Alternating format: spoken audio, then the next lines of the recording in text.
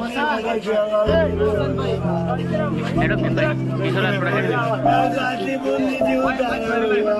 79 તોલા સોના અને લાખો રૂપિયાની લાલચમાં નોકરાણીએ પોતાની માલકીનને મોતને ઘાટ ઉતારી દીધી. પાલનપુરમાંથી આવી ચોંકાવનારી ઘટના. નમસ્કાર મિત્રો, આપ સૌનું હાર્દિક સ્વાગત છે વાયરલ વંટોળમાં. તો મિત્રો, પાલનપુરમાં એક મહિલા અચાનક ગુમ થાય છે. પરિવાર ફરિયાદ કરે છે, પણ થોડા જ સમયમાં પોલીસને મળે છે સળગેલી હાલતમાં એક મૃતદેહ. મૃતકનું નામ હતું શાંતિબેન, જેઓએ પોતાની ઓળખીતી બેનપણી અને નોકરાણી જેવી ગણાતી રેખા રાઠોડ પર વિશ્વાસ કરીને લાખો રૂપિયા અને લગભગ 79 તોલા સોનું આપ્યું હતું એના ધંધા માટે. પરંતુ જ્યારે શાંતિબેન પોતાના પૈસા પાછા માંગવા લાગી, ત્યારે આ વિશ્વાસ જ એમના માટે જીવલેણ બની ગયો. રેખાબેને શાંતિબેનને પોતાની જગ્યાએ બોલાવ્યા અને પ્રસાદમાં નશીલા પદાર્થ મિક્સ કરીને એમને બેભાન કરી દીધા અને પછી પતિ અને અન્ય સાથીદારો સાથે મળીને ક્લચ વાયર વડે ગળું ઘૂંટી એની હત્યા કરી નાખી. હત્યાના પુરાવા નાશ કરવા માટે લાશને પ્લાસ્ટિકમાં ભરી અલગ અલગ જગ્યાએ લઈ જવામાં આવી અને અંતે પેટ્રોલ છાંટી સળગાવીને એક સૂની જગ્યામાં ભોંયરામાં ફેંકી દેવામાં આવી. આ સમગ્ર ઘટના પોલીસ સુધી કઈ રીતે પહોંચી અને કેવી રીતે આખો કેસ સોલ્વ થયો, સાંભળો પોલીસના જ મોઢે. 23/3/2026ના રોજ રાતના સમયે પાલનપુર પશ્ચિમ પોલીસ સ્ટેશન ખાતે 14/2026ની એક જાણવાજોગ લેવામાં આવી હતી. જેમાં જાણવાજોગ અન્વયે જેની જાહેરાત આપી છે પૃથ્વીરાજ વસંતભાઈ આકેડવાલા, ઉંમર વર્ષ 23, તેમણે જણાવેલ હતું કે તેમની માતા જેઓ દૂધ લેવા જવાનું કહી અને દૂધ લઈને પરત આવેલ ન હોય તે બાબતે ગુમ જાણવાજોગ પાલનપુર પશ્ચિમ પોલીસ સ્ટેશનમાં નોંધવામાં આવી હતી. આ ગુમ જાણવાજોગની તપાસ એએસઆઈ પ્રવીણભાઈ ધનાભાઈ નાવ મારફતે કરાવતા સદર ગુમ થનાર છેલ્લે હનુમાન ટેકરી આસપાસ જોવા મળ્યા હતા. જે અન્વયે પાલનપુર પશ્ચિમ પોલીસ સ્ટેશન પીઆઈ અંકુર દેસાઈ અને તેમના ડી સ્ટાફ દ્વારા અલગ અલગ જગ્યાના સીસીટીવી ફૂટેજ અને તેમનું જે લોકેશન આધારે ટ્રેકિંગ કરવામાં આવ્યું હતું. આ ટ્રેકિંગ આધારે હનુમાન ટેકરીની આસપાસ આ જે ગુમ થનાર બેન છે એક હોમ ફર્નિચર વેચાણ કરનાર રેખાબેન તેજાભાઈ રાઠોડ, રહે રામદેવનગર, દેવાભાઈ અણદાભાઈ મુખીનો વાસ, અર્બુદા સોસાયટીની સામે, ગુલબાઈ ટેકરા, અમદાવાદ, હાલ રહે દેલવાડા.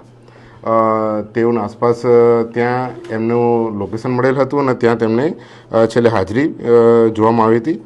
જે બાદ તેમની જે હોમ ફર્નિચરનો જે એનો ઢાંચો જે બનાવેલો હતો ત્યાંથી તેઓ અંદર જે મરણ જનાર જે છે શાંતિબેન વસંતભાઈ આકેડીવાલા, તેઓ એમાંથી બહાર નીકળ્યા ન હતા. જે આધારે અમને ખૂબ શંકા ગઈ હતી અને ડી સ્ટાફ અને પાલનપુર પશ્ચિમ પીઆઈ અંકુર દેસાઈ દ્વારા તેની તલસ્પર્શી તપાસ કરવામાં આવી હતી, જેમાં દરેક મુવમેન્ટનું અમે ટ્રેકિંગ કર્યું હતું.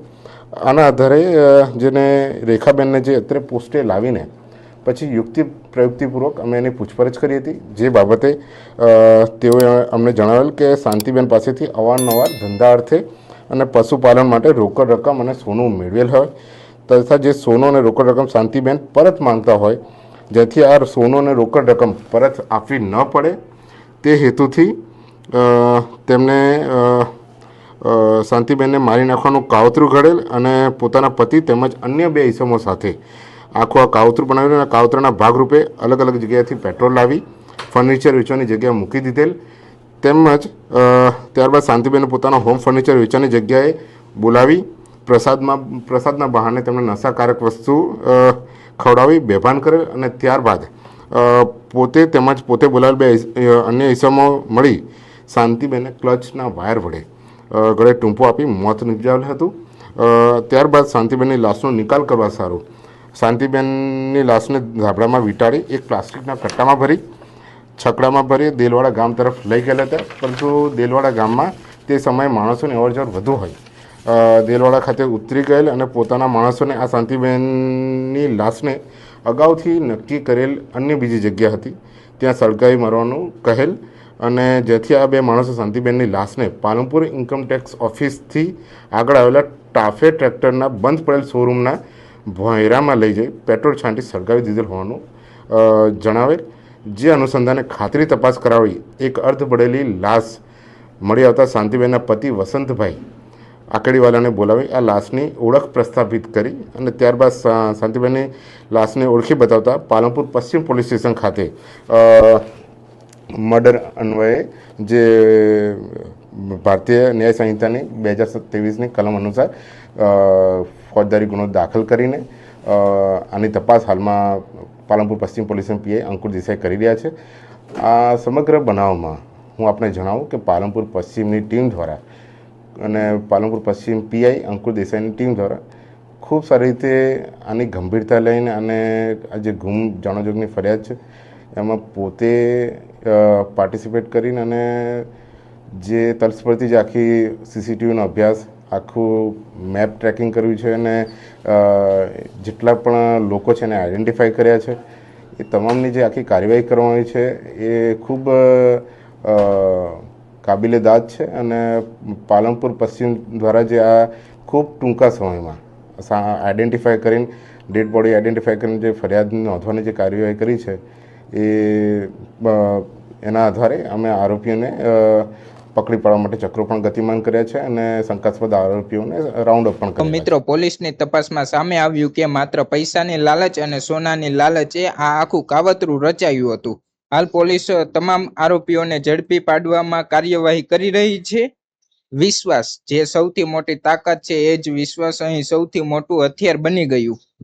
તો મિત્રો, તમને શું લાગે છે? શું પૈસા માટે લોકો એટલા નીચે ઉતરી શકે છે? કોમેન્ટ બોક્સમાં જરૂરથી જણાવજો. અને આવી જ માહિતી માટે વાયરલ વંટોળ યુટ્યુબ ચેનલને સબસ્ક્રાઇબ કરો અને માહિતી સારી લાગી અને વિડીયો ગમ્યો તો લાઇક શેર જરૂરથી કરજો. જય હિન્દ, જય ભારત.